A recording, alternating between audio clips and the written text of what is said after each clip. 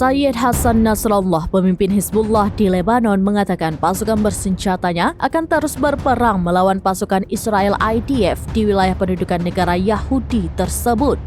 Hal itu diungkapkan Nasrallah dalam pidatonya di bulan Ramadan 1445 Hijriah di televisi pada Rabu 13 Maret 2024. Pembicaraan Nasrallah sebagian besar terfokus pada perang di Gaza, Lebanon, dan gerakan perlawanan dalam menghadapi genosida Israel.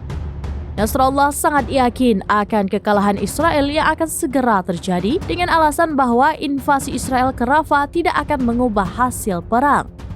Bahkan dirinya juga mengatakan bahwa tentara Israel telah kalah dan lemah di medan perang selama perangnya dengan Hamas, Hizbullah, dan pejuang Palestina lainnya. Diketahui Haredim adalah bagian dari aliran Yahudi, namun tidak mendukung keberadaan negara Zionisme. Yahudi Haredi adalah kelompok atau aliran yang masuk dalam ultra-ortodoks atau yang paling konservatif dalam agama Yahudi.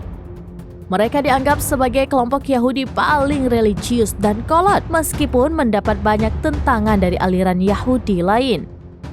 Nasrallah juga menyebut bahwa Israel merahasiakan kerugian, bahkan tentara yang tewas di Gaza. Di sisi lain, Nasrallah juga mengatakan terkait peran Presiden Amerika Serikat Joe Biden selama agresi militer Israel ke Gaza.